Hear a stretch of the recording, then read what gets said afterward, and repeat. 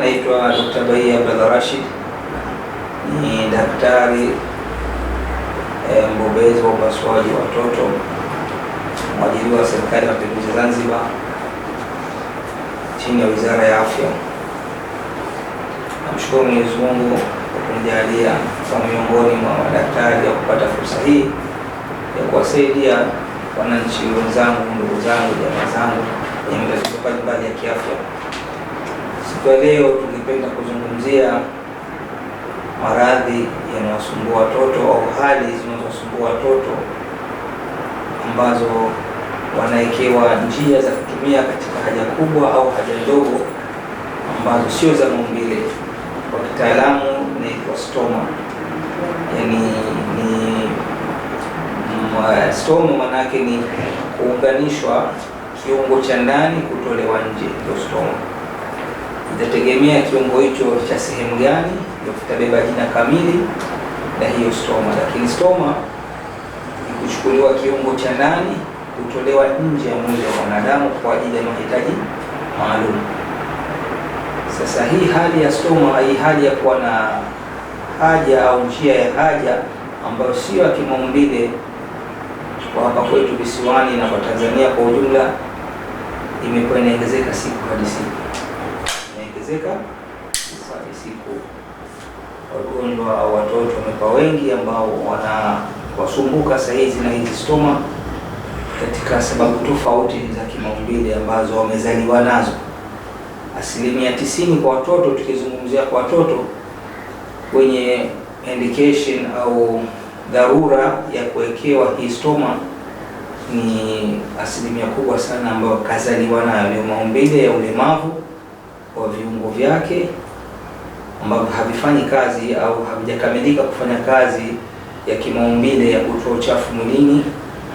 Kwa hiyo inatafutwa sehemu ambayo kiungo ambacho kipo karibu inatolewa nje kwa ajili ya kutoa uchafu katika mwili wake. Kwa mfano, njia ya haja kubwa kutolewa ubavuni, au njia za mikojo, mirija ya mikojo ambayo ikiwa mtoto ana shida katika mfumo mzima wa kibofu cha mkojo, mfumo wake wa kibofu cha mkojo aidha haujakamilika au ni mdogo zaidi, hauwezi kufanya kazi ya kimaumbile, inabidi mirija ya njia ya mikojo itolewe nje kwa ajili ya mtoto kuweza kupata kutoa zile sumu zinazokusanyika katika njia ya mkojo na kutolewa sehemu ya haja kubwa, kutoa uchafu wa haja kubwa kupitia nchi za maumbile. Sababu kuu inayosababisha kutokuamilika kwa hivi viungo haijawa wazi ya moja kwa moja, tunasema ni idiopathic, kitaalamu inaitwa kwamba ni na sababu riski nyingi ambazo zinapelekea, haiko definitive kwamba jambo fulani ndilo linalosababisha moja kwa moja jambo hili. Lakini kwa 1% kubwa katika hali ya ukuaji wa mtoto katika embryonic stage, hali ambayo ya wiki za mwanzo za ukuaji wa mtoto, ikikosekana, ukiwa kuna upungufu wa madini katika mwili wa mama, hasa folic acid, kupelekea zaidi ya uchangia zaidi katika ukuaji wa yule mtoto tangu linapoanza mayai yakafanya tonge la damu likafanya mpaka kwa mtoto anapotimia miezi 4 kwa 5. Kwa hiyo ule ukuaji mzima unakuwa unaingia kasoro katika ukuaji kwa kukosekana hasa haya madini ya folic acid, na zikiwemo sababu nyingine ambazo ni kwa afya yule mama. Hapa inakuwa athari kubwa imetokezea kwa huyu mama mwenyewe, aidha ukosefu wa madini au siha yake mwenyewe mama haiko vizuri. Kwa hiyo mtoto anakuja kukua ikiwa katika system nzima ya njia ya chakula haikamiliki, kwa sababu ili system ya njia ya chakula ikamilike inatakiwa ianze mdomoni na kumalizia katika njia ya haja kubwa katika double. Kwa hiyo pale ndio inakuwa ile njia tunasema imekamilika, kwamba imeanza mdomoni imetokezea mpaka njia ya haja kubwa. Kwa hiyo hii ndio njia, mfumo unaitwa GI system imekamilika. Na kwa upande wa njia ya system ya mkojo, mara nyingi inakuwa huyu mtoto kibofu ndio kinakuwa kinakuja kupata athari katika ukuaji wake, kinakuwa kamiliki. Aidha amekuwa na bladder extrophy ambayo bladder iko nje ya maumbile, yaani kibofu cha mkojo kipo nje ya maumbile, yani kimetoka kabisa nje ya maumbile, au amekuwa na atrophy ambayo imetokezea katika development ya ile maturity ya kibofu cha mkojo haijakamilika. Sasa kwa kuwa mwili una kawaida kutoa sumu mwenyewe ndani ya mwili kwa kupitia hizi njia za haja kubwa na haja ndogo. Sasa ikiwa mtoto amezaliwa bila kukamilika na hizi njia salama, utafute njia mbadala wa kuhakikisha kwamba mtoto ataendelea kuishi.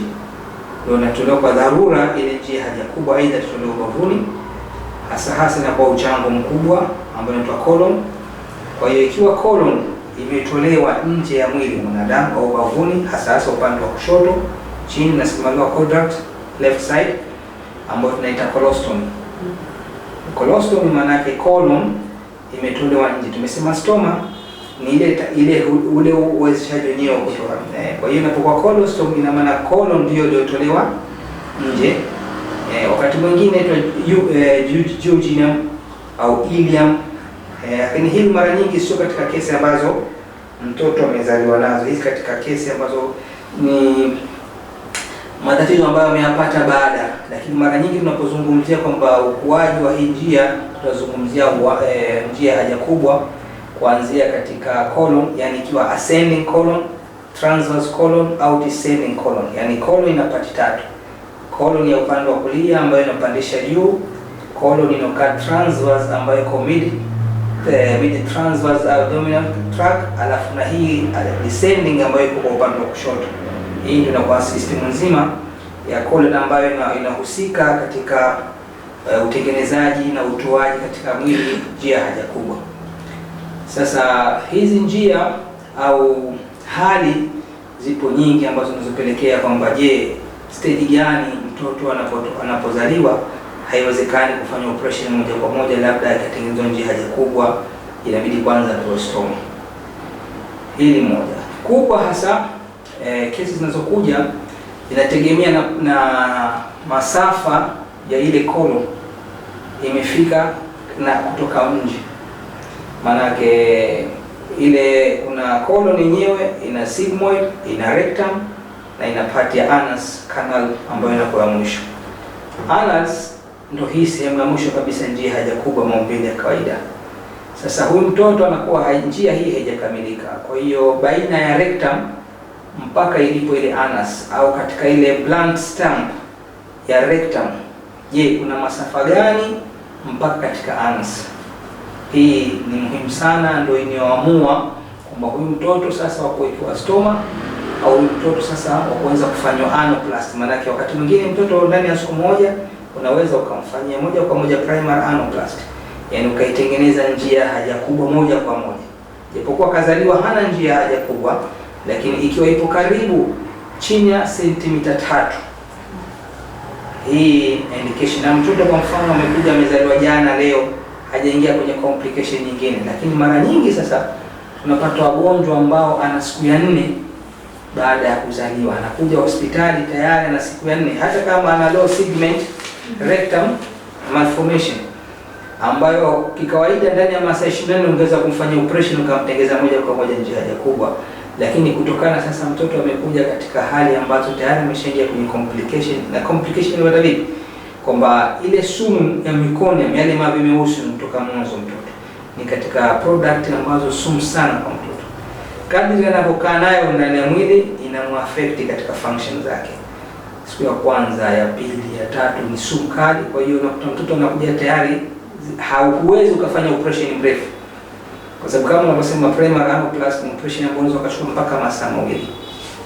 Unaweza kuchukua mpaka masaa mawili. Kwa hiyo uwezo ukatake riski ukasema kwamba kwa mtoto umfanyie operation. Tembelea YouTube channel yetu VOP Online TV kwa habari moto moto. Subscribe kisha bonyeza alama ya kengele ili kuwa wa kwanza kupata taarifa zetu.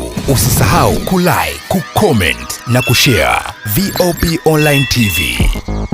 VOP Online.